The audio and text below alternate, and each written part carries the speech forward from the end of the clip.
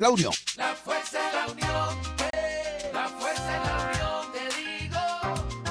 Venga toda Venezuela a organizarse.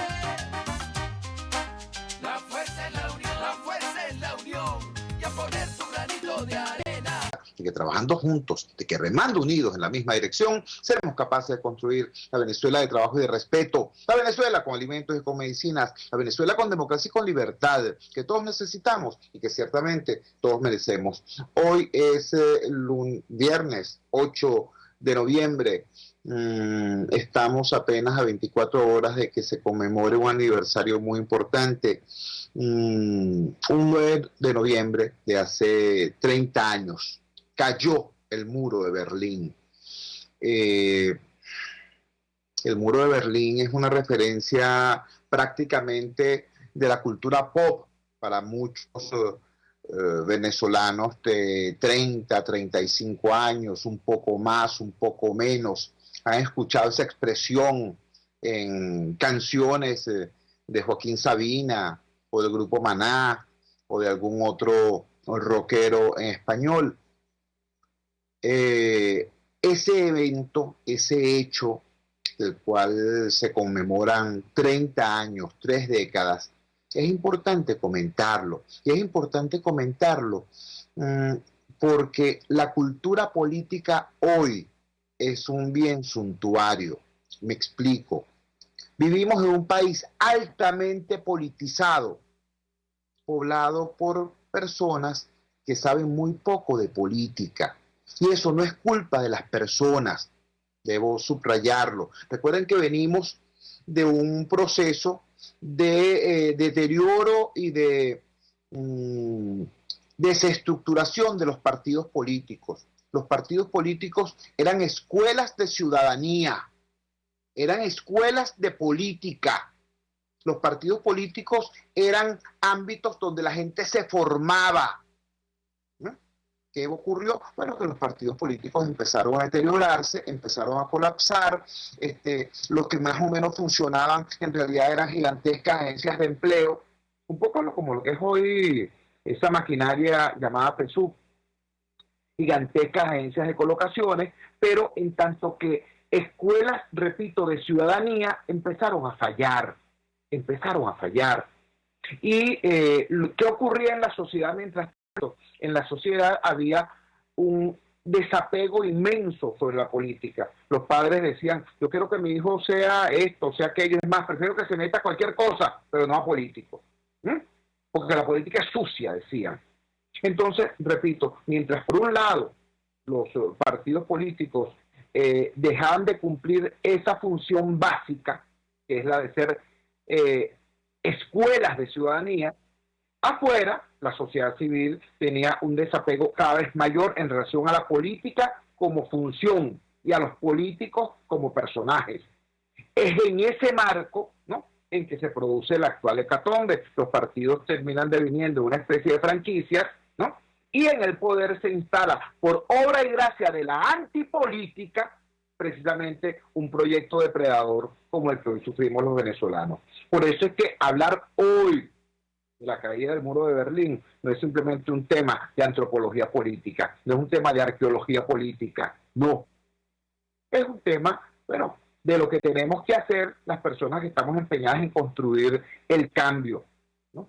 Tenemos que recuperar la cultura democrática. Entonces tenemos que decirle a nuestros muchachos hoy que con dolor, cuando en el mundo se conmemoran 30 años de la caída del comunismo, 30 años de la caída del comunismo, en Venezuela, 10 años después, es decir, hace 20 años, llegó al poder un proyecto demagógico, populista, delincuencial, hay que decirlo, delincuencial, que con un discurso supuestamente comunista logró esta desgracia que hoy estamos viviendo. Logró que la economía con más recursos de América Latina sea hoy el país más destruido, sea el país más pobre del hemisferio. Ya Venezuela es más pobre que Haití. Y eso era imposible. Eso solamente lo pudo lograr el chavismo. Repito entonces, 30 años de la caída del comunismo en el mundo, los venezolanos tenemos que conmemorar con pesar, con desgracia, los 20 años de la instauración en nuestro país de un proyecto supuestamente comunista, ¿no? Y que en realidad es, como muchos lo han afirmado, el imperio de una mafia delincuencial que ha empezado por estafar a sus propios partidarios.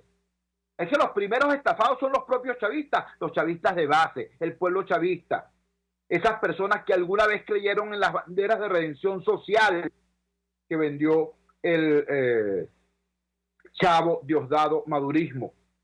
Y que, bueno, repito, fueron los primeros estafados, pero no los únicos, porque estos sujetos estafaron y robaron y saquearon a todo el país.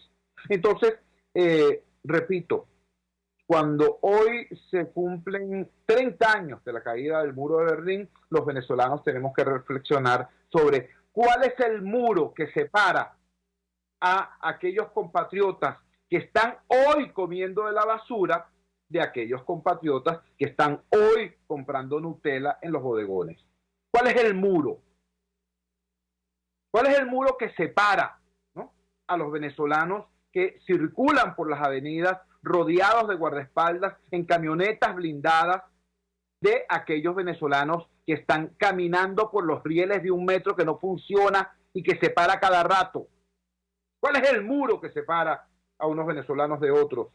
¿Cuál es el muro que separa a aquellos venezolanos que ante la menor contingencia desde el punto de vista de salud pueden efectivamente, utilizando los dineros del pueblo, el dinero del petróleo, el dinero de los impuestos de los ciudadanos, salir a costearse sus tratamientos médicos en cualquier parte del planeta, frente a los venezolanos que hoy denuncia a algún medio electrónico, los venezolanos, los pacientes de HIV en Venezuela, algunos están en la frontera vendiendo sus medicamentos para poder comer, es decir, condenándose a sí mismo a muerte, a una muerte probable en mediano plazo para poder sobrevivir el día de hoy. Eso está ocurriendo hoy en Venezuela, repito. Entonces, a 30 años de la caída del muro de Berlín, los venezolanos debemos hacer esta referencia porque, repito, tenemos compatriotas que tienen 30, 35, 37 años y que para ellos esa referencia es nebulosa, ¿no? Es imprecisa. ¿Han escuchado hablar alguna vez de eso? ¿Alguna vez han escuchado hablar de eso? Pero no tienen conocimiento cierto de lo que estamos hablando. Entonces hay que decirles, si el comunismo cayó hace 30 años, y no es que ellos tenían colectivos armados o unos malandros encaramados el 23 de enero con bazucas, no, tenían misiles atómicos como para destruir al mundo 50 veces. Y el comunismo cayó sin disparar un tiro hace 30 años. ¿Ves?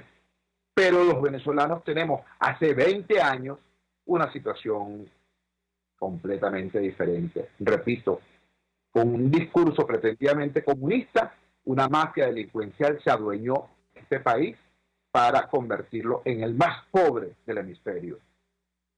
Eso hay que decirlo, sobre todo, repito, a nuestros compatriotas de 30, 35 años, 20 y pico. ¿Saben por qué?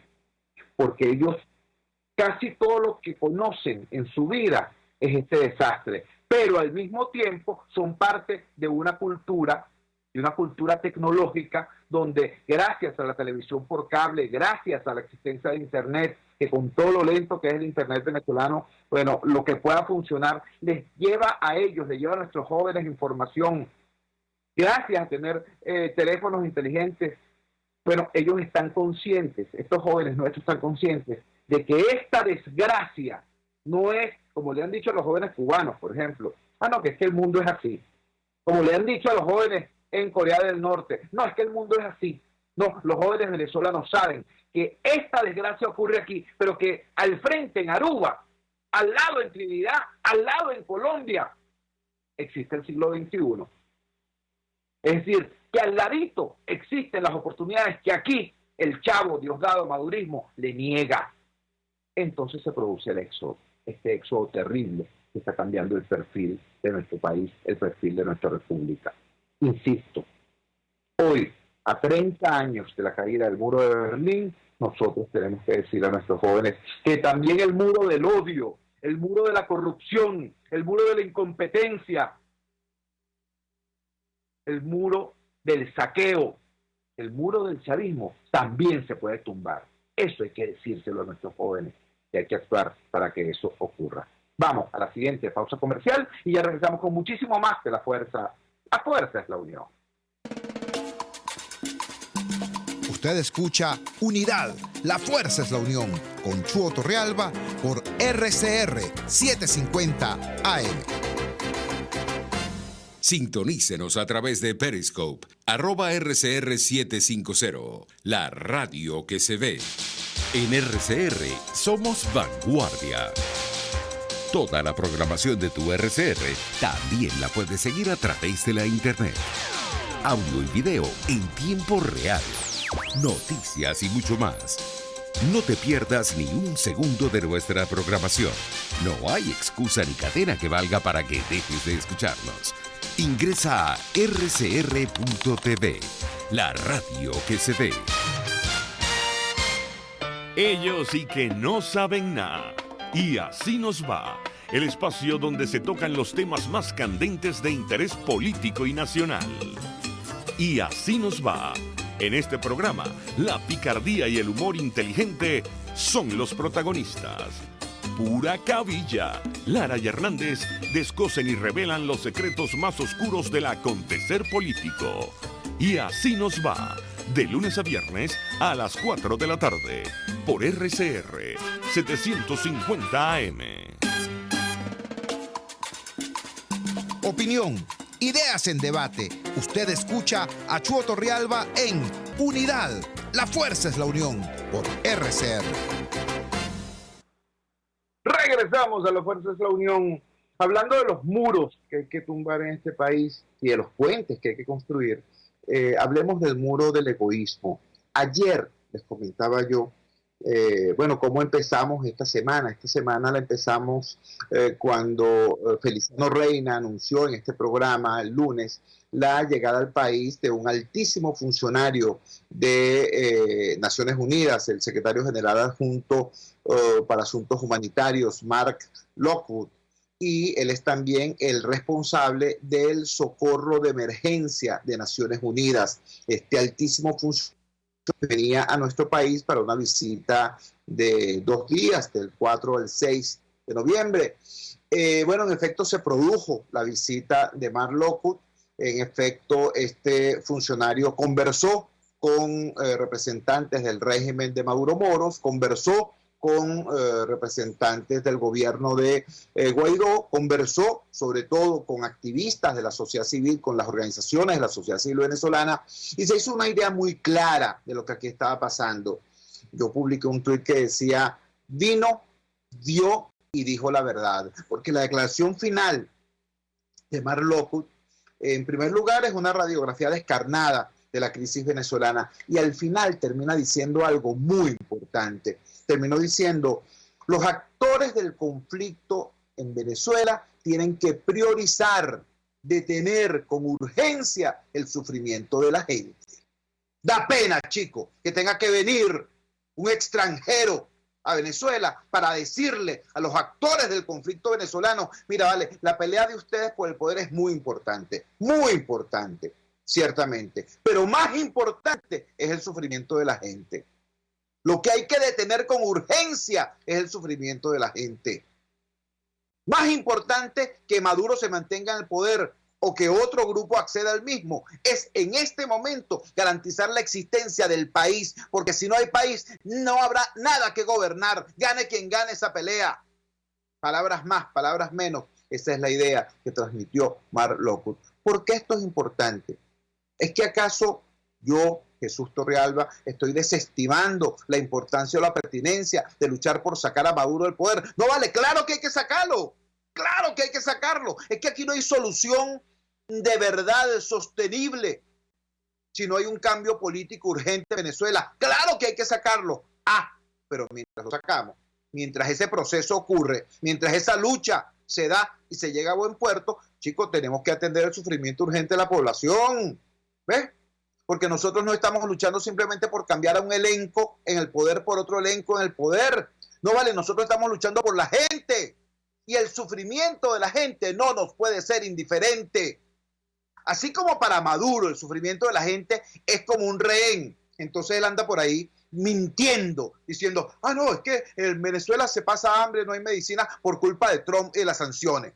Claro, él lo dice porque a él no le importa para nada el sufrimiento de la gente. Él sabe que el desastre de la salud, el desastre del hambre en Venezuela es muy anterior a la existencia de las sanciones. Pero él utiliza eso como rehén, repito, como bandera. La oposición, el campo democrático, no puede utilizar el sufrimiento de la gente como lo que algunos han pretendido. Bueno, eso es un daño colateral. Eso, bueno, hay que sufrir eso, ¿tú me entiendes? Para lograr el cambio. No vale. Nosotros no estamos luchando por un quítate tú para ponerme yo. Estamos luchando por la gente. En consecuencia, mientras estás luchando, tienes que también trabajar para preservar a la gente de tanto sufrimiento. ¿Por qué digo todo esto? Bueno, porque al día siguiente que se produce la salida de Mark Lockhart del país, se conoce, gracias a Descifrado, el documento que el grupo de Boston consignó ante la Asamblea Nacional planteando un proyecto para atender con urgencia la crisis eléctrica venezolana. Dice así, rápidamente se los gloso. El grupo de Boston, conformado por parlamentarios y exdiputados venezolanos, propuso un proyecto para solicitar un préstamo especial al Banco de Desarrollo de América Latina, CAF, la Corporación Andina de Fomento, con administración del Programa de Naciones Unidas para el Desarrollo, con el objetivo de recuperar el sistema eléctrico venezolano que atraviesa una situación de emergencia. Tomando en cuenta el financiamiento gestionado y que aprobaría la CAF, y hasta 350 millones de dólares a favor de Venezuela, y el análisis técnico realizado, se determinó priorizar al Zulia, Suroccidente, Nueva Esparta y Caracas, resultando una propuesta de incorporación de 1.000 megawatts, se lee en el comunicado. El grupo de Boston pide a la Asamblea Nacional aprobar una ley aprobatoria del mecanismo humanitario del sector eléctrico para materializar el proyecto presentado. Yo debo recordarles que este proyecto al cual alude el grupo de Boston es el mismo proyecto del cual tenemos hablando en este programa desde hace más de 2 meses. Este es un proyecto elaborado por técnicos venezolanos, elaborado impecablemente por técnicos venezolanos, y debo subrayar, dentro de este conjunto de técnicos hay muchísimos técnicos vinculados estrechamente a la dolorosa situación del Estado Zulia. Este documento, este proyecto fue impulsado por la sociedad civil organizada. Y es la sociedad civil organizada la que llevó este documento al grupo de Boston para cabildear, para buscar apoyo político. Este documento es el resumen de un proyecto técnico que permitiría en un plazo relativamente breve, estoy hablando entre 5 y 6 meses, optimizar la producción termoeléctrica en ciudades como Maracaibo, San Cristóbal, Por la Mar y el área metropolitana de Caracas. Ahora, bueno, y por cierto, tiene la virtud este proyecto que no solamente es una buena idea, es una buena idea que tiene reales atrás, que tiene un financiamiento ya conversado y ya procesado, que ante la existencia de las condiciones políticas adecuadas, fluiría rápidamente para hacerlo realidad. Ahora, ¿cuál es el problema? ¿Qué es lo que ha impedido que este proyecto sea ya una realidad? Bueno, se los voy a decir. Lo que lo ha impedido o lo que lo ha ralentizado, lo que ha hecho más lento este proceso, es otro muro, no el muro de Berlín, es el muro del egoísmo. Me explico. Hay gente que dice, ¿qué? Gente del gobierno. No, chico. ¿Qué? Vamos a admitir que hay crisis. Si hemos dicho hasta ahora que el tema eléctrico es producto de la zarigüeya, de el mato de agua, de la iguana o del saboteo. Y ahora últimamente es culpa de Trump. Entonces, ¿cómo es eso de que vamos a darle curso a un proyecto que va a probar en los hechos que metiéndole cariño y esfuerzo a este asunto se podría resolver de manera más o menos rápida los aspectos más dramáticos de esta crisis? No, esto nos pondría en evidencia. Así han dicho algunos burócratas del régimen frente a una posibilidad como esta de llevar alivio a millones de venezolanos que se enfrentan a una situación de catástrofe, porque lo que se está viviendo en Maracaibo es una catástrofe. Eso ya no es una emergencia humanitaria compleja, no, es un colapso humanitario. Y un componente fundamental de ese colapso humanitario es precisamente el tema eléctrico, porque aquí, bueno, en Caracas nadie se imagina lo que es no tener electricidad en una ciudad donde se vive con 40 grados a la sombra. ¿Entiendes? Y lamentablemente, tengo que decirlo, también en el sector opositor hay gente que dice, ¿qué? Vamos a firmar un documento, vamos a darle curso a un proyecto para resolverle la crisis al gobierno. Vamos a resolverle la crisis, el colapso al gobierno. No, eso le quitaría presión a Maduro. Sin darse cuenta que en realidad no se trata de quitarle presión a Maduro. Se trata de quitarle presión a la gente, ¿vale? Se trata de quitarle presión al sufrimiento del ciudadano. Se trata de eso. ¿Entiendes? ¿Por qué anteayer se había anunciado el relámpago del Catatumbo iluminará Venezuela y vamos a hacer una marcha, no sé qué cosa, en Maracaibo y bla, bla, bla? Y resulta que la oposición terminó haciendo esa marcha, fue aquí en Los Dos Caminos, en Caracas. ¿Por qué? Chicos, por una razón elemental. En Maracaibo no se puede hacer absolutamente nada, sino apenas intentar sobrevivir. No hay condiciones para hacer absolutamente nada. No hay condiciones para resistir frente al gobierno, porque las energías apenas alcanzan para que la gente, repito, sobreviva.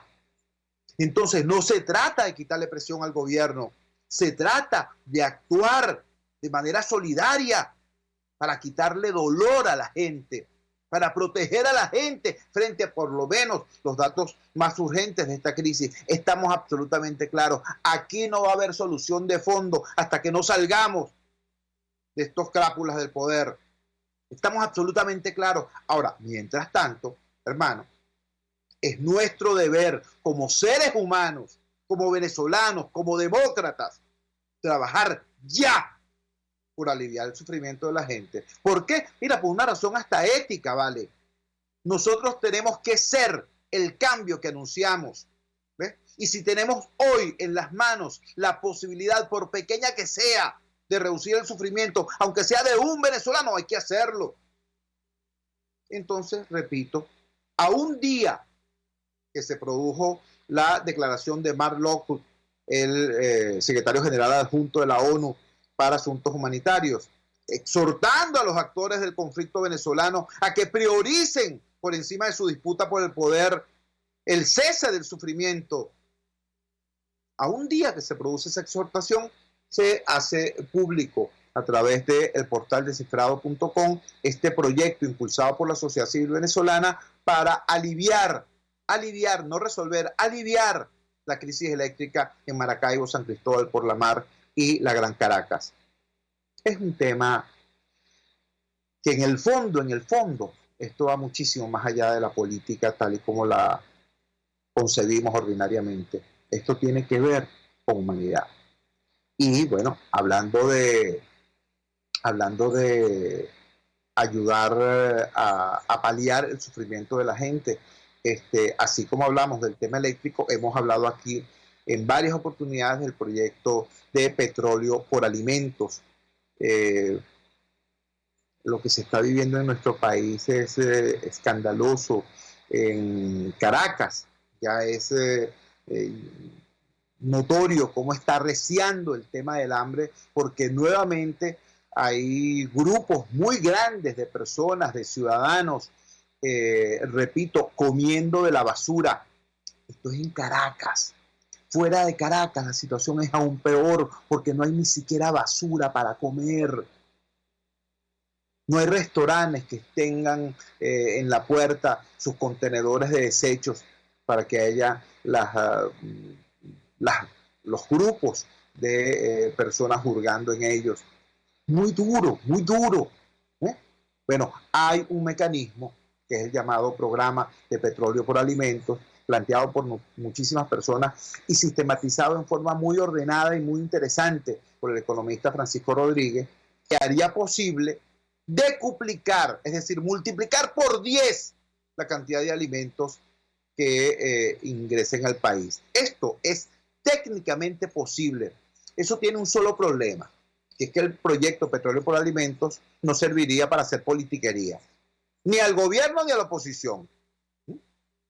Está diseñado de tal manera que los alimentos lleguen a quien más lo necesita, enviados, adquiridos por las agencias de las Naciones Unidas con el dinero que sería el resultado de reactivar la entrega de petróleo al mercado norteamericano. Y distribuido internamente por agencias internacionales de derechos humanos y por las ONG venezolanas, fuera del mecanismo propagandístico del gobierno y fuera también del mecanismo propagandístico que alguna vez la oposición intentó montar a propósito del tema. Bueno, ahí está.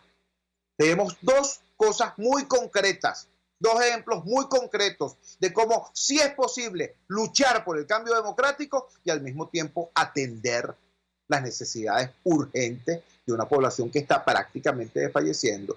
El proyecto eléctrico, hoy objeto de este titular en el portal descifrado.com, y el proyecto Petróleo por Alimentos. Ahí están. Está planteado, está sobre la mesa, sobre el tapete público, sobre el debate público. ¿Qué va a hacer el régimen? ¿Qué va a hacer el campo democrático? ¿Qué va a hacer Maduro? ¿Qué va a hacer Guaidó frente a esto? Es realmente importante que haya respuestas y más que declaraciones, porque esto no es un tema de un comunicado, esto no es un tema de un tuit, esto es un tema de acción para salvar vidas. Lo he dicho antes, lo repito ahora. Este no es el tiempo de buscar culpables, porque los culpables ya todo el mundo sabe quiénes son. Ya todo el mundo sabe, hasta ellos lo saben, quién es el culpable de la crisis. Pero una cosa es la culpa y otra la responsabilidad.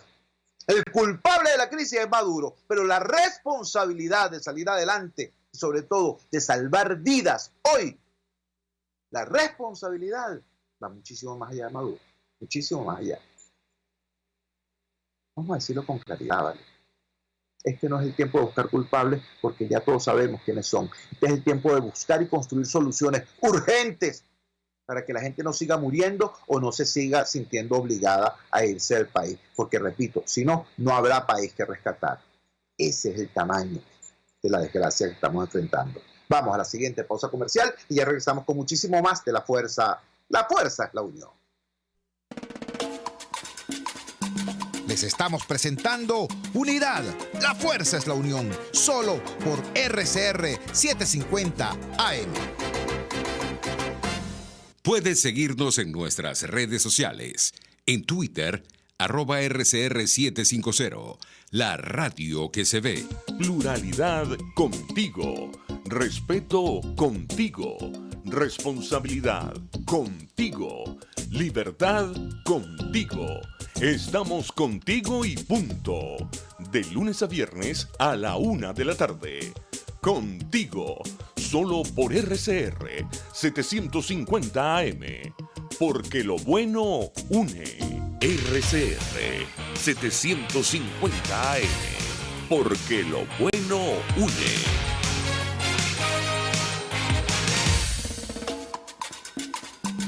Les estamos presentando Unidad. La fuerza es la unión. Solo por RCR 750 AM. Regresamos a La Fuerza de la Unión. Afortunadamente, por más oscura que sea la noche, allá sigue el amanecer. Por más comprometida, por más feroz que sea la situación que estamos viviendo, sí hay venezolanos trabajando no en la búsqueda del poder, sino en la construcción del bien común. Ayer se cumplieron 45 años de existencia del Centro del Servicio de la Acción Popular, CESAP. El CESAP es una Esa sí es una escuela de ciudadanía, ¿tú me entiendes? Esa sí es una escuela de construcción de capital social. Es una federación de organizaciones no gubernamentales que tienen trabajo sobre todo en la base de la pirámide, en los sectores más humildes. Allí están agricultores, allí están pescadores, allí están habitantes de comunidades populares en centros urbanos, allí hay profesionales. Todo esto es parte del legado de un grupo muy importante de ciudadanos que bajo la guía del padre Armando Janssen tejieron esta red de bienhechores, esta red de compromiso social. También se cumplieron hace pocos días 24 años de Acción Solidaria. Acción Solidaria es una organización fundada y dirigida por Feliciano Reina, que ha tenido un papel muy destacado en la lucha por atenuar el sufrimiento de los venezolanos más necesitados, más urgidos en materia de salud ante este cuadro de la emergencia humanitaria compleja. Hay mucha gente trabajando. También en el ámbito de la cultura. Hoy es viernes de emprendimiento en La Fuerza es la Unión y quisimos presentarles hoy, en medio de todo este cuadro que tiene tintes ciertamente oscuros, también el trabajo hermoso, un trabajo noble y ennoblecedor de un grupo de jóvenes venezolanos que integran un movimiento, porque más que un grupo teatral es un movimiento cultural. El grupo teatral Atlas está desarrollando una labor muy interesante y a continuación le presentamos la entrevista que generosamente nos concedieron. Escuchemos. Hace poco conversábamos en este programa con la productora teatral Jorgita Rodríguez. Jorgita Rodríguez nos decía que hacer teatro en Venezuela en este tiempo es hacer magia. Por eso tengo hoy el orgullo, el honor en estos viernes de emprendimiento de presentarle a unos cuantos magos. Unos magos que hacen teatro, sí, pero además hacen teatro para niños, y hacen teatro para niños de altísima calidad. No es el cuento aquel de muy chiquismo, ¿no? Que creen que por decir amiguito o no sé qué cosa, creen que eso es para niños. No, esto es teatro de calidad. Y vamos a conversar de inmediato con, repito, estos magos. Vamos a hablar con alguien que nos va a explicar cuál es la idea de este proyecto, porque más que grupo es un proyecto teatral, el del grupo teatral Atlas. ¿Tu nombre es? Mi nombre es Johan Aponte, soy el coreógrafo y también formo parte de la producción del grupo teatral Atlas. Ya nosotros tenemos casi 5 años en las aulas de los teatros de Caracas, donde nos hemos esforzado por llevar el arte un poquito más arriba. Siempre ha sido enseñar a todo aquel que no sepa, y todas las herramientas que nosotros tenemos, mostrárselas a ellos para que las puedan llevar a cabo. Nos encanta la idea de poder hacer musicales totalmente en vivo, por eso es que lo hemos aplicado tanto en obras como Las Princesas Hechizadas, como Aladín, en esta misma de Coco. Ha sido un trabajo bastante bonito porque no solamente trabajamos con adultos, sino que trabajamos con niños y con jóvenes talentos que poco a poco van a ir creciendo para ser los artistas de un futuro, los artistas que van a salvar este país. Nosotros también damos clases en Sabana Grande, en la Academia Cantaré Fácil, clases de teatro musical, tanto canto, la profesora Carla Rodríguez se encarga de esto, yo me encargo de la parte de coreografía, y Dreiser Bandera, que se encarga de la parte de dirección y la parte de la actuación. Damos clases, ahorita tenemos un taller que se llama Ralph el Demoledor, es el taller infantil que tenemos ahorita en pie, y también tenemos un taller juvenil de Step Up, es una obra totalmente musical también, donde van a poder ver el talento de todos estos pequeños que estamos sacando para que sean unos excelentes artistas. Más o menos, ¿cuántas personas están involucradas en este proyecto del grupo teatral Atlas? Entre alumnos, instructores, niños, adolescentes, adultos. ¿Cuántas personas forman parte de esta aventura? Bueno, casi somos 60 personas. Ahorita estamos de hecho preparando un musical para diciembre, donde Dios mediante vamos a hacer todos en escena. Van a ser casi 60 personas en escena. Esto va a ser un musical que vamos a presentar el 15 de diciembre, así que atentos a las redes sociales, @Grupo Teatral Atlas, para que puedan ver este musical que estamos preparando.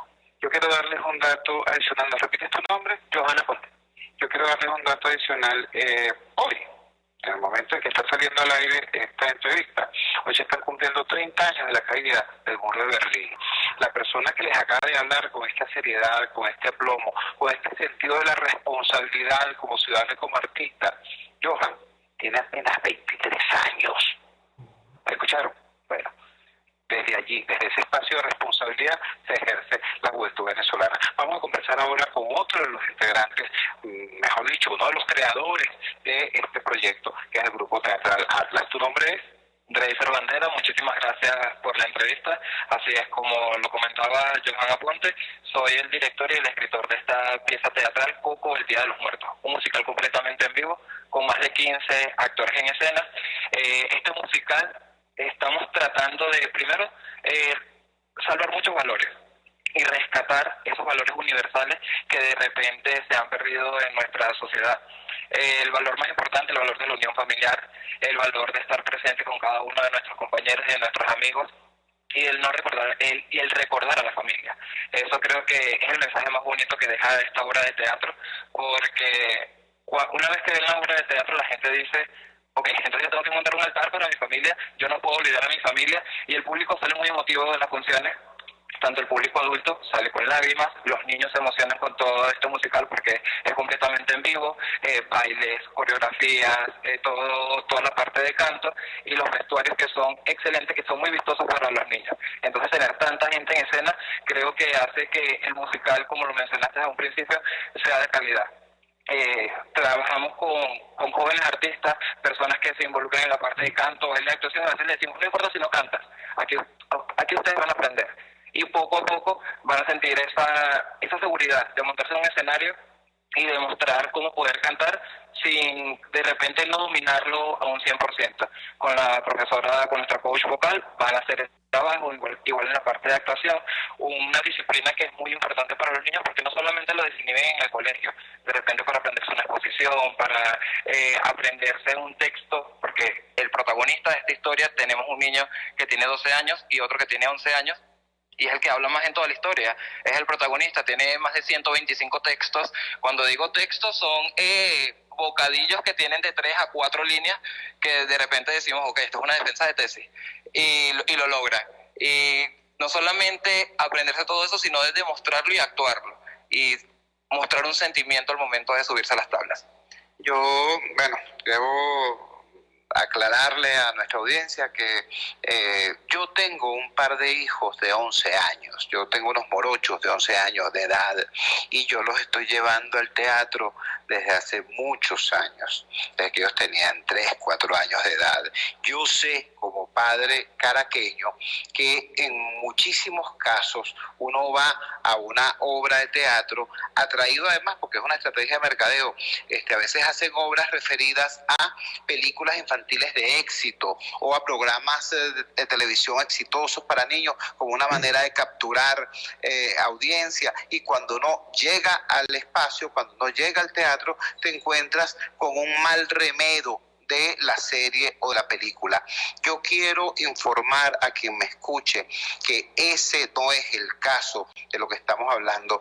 El Grupo Teatral Atlas ha hecho varios montajes y yo he tenido el placer de ver algunos de ellos y he salido extremadamente impresionado del más reciente montaje de Coco, que debo aclarar, no se trata de un remedo de la película, no, se trata de un musical, se trata de un producto para teatro, se trata de un montaje donde uno ve a personas, a actores bailando, actuando, cantando y haciéndolo todo con un altísimo estándar de calidad.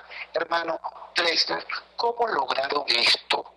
¿Cómo lograron esto en esas condiciones tan complicadas de lo que es hacer teatro en Venezuela? Creo que yo estoy muy orgulloso del Grupo Teatral Atlas porque lo más importante es el trabajo en equipo y el querer hacer las cosas, la constancia, la dedicación. A veces nos enfocamos más en echarle la culpa al país y decir que no podemos lograr las cosas. Y creo que ese no es nuestro caso. Nuestro caso es seguir trabajando por el futuro de Venezuela, por rescatar la cultura y que no se pierda, porque mucha gente está dejando de asistir al teatro, y trabajar en equipo. Ser responsable con cada una de las cosas que nos propongamos, Si decimos vamos a montar una obra de teatro, vamos a hacerla, a guerrearlas con todas, no importa la inflación, no importa todo, pero vamos a llevar un trabajo de calidad, porque al final esa es nuestra misión, llevar un trabajo de calidad para todo el mundo. Háblanos ahora un poquito de ti, Drexler. ¿Quién es Drexler? ¿Cómo llegas a este nivel de compromiso y desarrollo en esto que más que una profesión, esto es una pasión? Así es. Cada vez que me hacen esta pregunta menciono, esto es como un hobby para mí. Yo soy farmacéutico, egresado de la Universidad de Santa María, y la gente dice, pero ¿por qué eres también actor? ¿Qué tiene que ver la actuación? Creo que es un hobby, pero es un hobby que respeto muchísimo, es una pasión. Ahorita estoy completamente entregado a esto. En la academia empecé a estudiar teatro hace aproximadamente 12 años en la Academia de SICA de Karl Hoffman.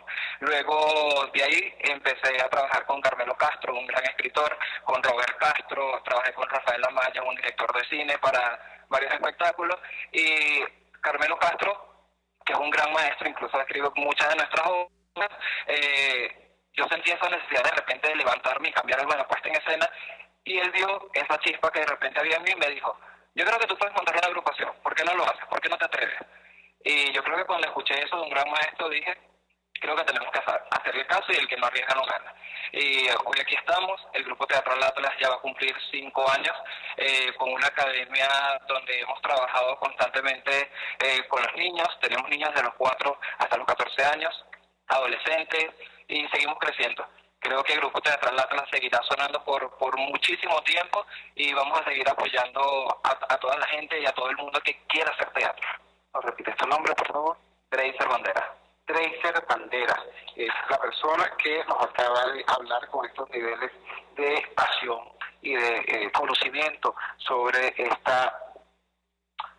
Es que no se puede calificar simplemente como una agrupación teatral. Yo soy amigo de Javier Vidal, yo soy amigo de Héctor Manrique, yo tuve el privilegio de ver montajes dirigidos por Cabrujas y actuados por Fausto Verdial, y yo estoy conmovido por lo que he visto del trabajo de estos jóvenes venezolanos. Y ahora vamos a hablar con uno que es más joven todavía. Vamos a hablar con el niño que tuvo a su cargo eso que Drexler llamaba una tesis de grado, con más de 140 intervenciones en la obra teatral, algunas de varias líneas incluso. ¿Tu nombre es? Juan Pablo Restrepo. Juan Pablo Restrepo. Juan Pablo Restrepo hace el papel de Miguelito. De Miguelito en la obra Coco. ¿Cómo te sentiste en todo el proceso? Desde que te dijeron, mira, vas a participar, hasta que estás sobre las tablas viendo al público, no solamente disfrutando del espectáculo, sino aplaudiéndote. ¿Cómo te sentiste? Me sentí nervioso porque cuando me dijeron que era Miguelito, yo sabía que iba a tener muchos textos. Entonces, desde ese día me he comprometido a todos los días como tengo que ensayar, tengo que aprenderme ese texto, tengo que cada día cantar mejor las canciones que me enseñaron aquí para la obra. ¿Qué edad tienes? 11 años. 11 años. Caramba, yo quiero destacar ante la audiencia lo siguiente. Este niño, cuando yo le pregunto cómo se sintió, no me habló desde el ego, no me dijo estupendo porque me vieron, me aplaudieron, no, me habló desde la responsabilidad, me habló desde el trabajo, ¿no? Que sabía que iba a tener mucho trabajo, y en efecto, y fue mucho trabajo y lo hace muy bien. ¿Cuál sería tu mensaje para tantos y tantos niños que ven el teatro casi que como algo lejano, casi que como un sueño distante, y no como una realidad como tú lo vives? Que si trabajas con esmero, todo es posible. ¿Me repites tu nombre, bebé? Juan Pablo Restrepo. Juan Pablo Restrepo. Si se trabaja con esmero, todo es posible por el amor de Dios. Esto es una lección de ética ciudadana. Bueno, este intercambio a mí me atraviesa, pues me trasciende. Creo que en estos tiempos en que es tan difícil encontrar buenas noticias, estamos en presencia de una noticia estupenda. Estamos en presencia de venezolanos que creen en sí mismos, que no utilizan la gravedad de la crisis, que es real, por cierto, pero no la utilizan como excusa ni para la depresión, ni para la tristeza, ni para la inacción. Por el contrario, la utilizan como acicate para hacer más y mejor lo que hay que hacer. Un mensaje final, Johan. Que los esperamos este fin de semana, que asistan a Teatrex El Bosque a las 3 de la tarde para que puedan ver Coco el Día de los Muertos. Es importante porque este fin de semana es el último fin de semana de este montaje, entiendo. Correcto, es el último fin de semana, así que no se lo pierdan. Pueden adquirir sus entradas por www.solotickets.com, por las taquillas de Teatrex El Bosque, o pueden adquirirlas a través de @Grupo Teatral Atlas para cualquier información. Repítenos la dirección electrónica para que los sigan y para que puedan ver los montajes anteriores. ¿Ustedes están en Instagram también? Sí, correcto, en Instagram como @Grupo Teatral Atlas. Igual, para hacerles un adelanto, la próxima semana tendríamos el estreno de Aladín y sus 3 deseos, así que por @Grupo Teatral Atlas podrán ver toda esa información. Vamos a cerrar esta entrevista con algunas palabras finales de nuestro actor, dramaturgo, compositor y farmacéutico. Tu mensaje a la juventud venezolana. Muchísimas gracias, Chugo, por esta entrevista. De verdad que es bastante emotiva. Me gusta este tipo de entrevistas donde creo que sacamos un poquito más de lo que hay trasfondo de cada agrupación o de cada entrevistado. Para todas estas personas que nos están escuchando, para los padres, para los niños, creo que lo más importante, lo mencioné al principio de la entrevista, es trabajar en equipo. Así como nosotros como agrupación trabajamos en equipo, cada uno desde su rincón, en el trabajo, en la familia, hay que trabajar en equipo. Y no olvidar que unidos somos más. ¿Nos repites tu nombre? Dreiser Banderas.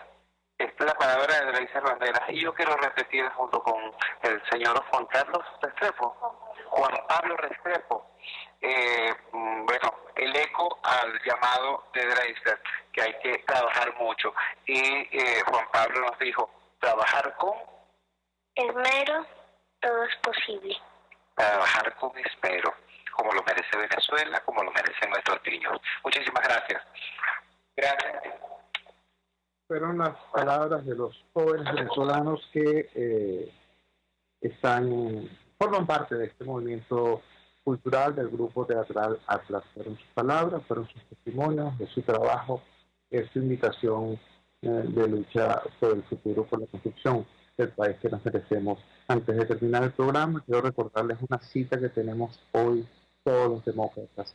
A las 9 de la mañana, trabajadores venezolanos van a estar concentrados en Parque Carabobo, frente a una edificación que alguna vez pudo ser llamada Fiscalía General de la República. Bueno, repito, a las 9 de la mañana vamos a estar allí concentrados exigiendo libertad para Rubén González y para todos los trabajadores venezolanos que han sido secuestrados por el gobierno, que son presos políticos del régimen de Maduro, el supuesto régimen obrerista de Maduro. Bueno, tiene convertidos en presos políticos a muchísimos trabajadores venezolanos, sometidos en muchos casos a jueces que no son sus jueces naturales, es decir, sometidos a la jurisdicción militar, como es el caso, repito, de Rubén González, un venezolano cuyo único delito, cuyo único pecado es no prestarse a las manipulaciones antiobreras del régimen y enfrentar junto a sus hermanos de clase la estrategia ampliadora del gobierno de Maduro. Por eso está preso Rubén González y por eso a las 9 de la mañana se estarán concentrados muchísimos trabajadores en Parque Carabobo frente a la ex Fiscalía General de la República para demandar su libertad. Trabajamos para ustedes. En la dirección general de la emisora, Jaime Lestares, al frente de los controles estuvo César Arteaga. Habló para ustedes su amigo, comunicador popular, activista social, ciudadano en lucha por la democracia y por la libertad, Jesús Chuo Torrealba. Ahora más que nunca, fuerza Venezuela, porque la fuerza es la unión. RCR presentó Unidad, la fuerza es la unión, con Chuo Torrealba, solo por RCR 750.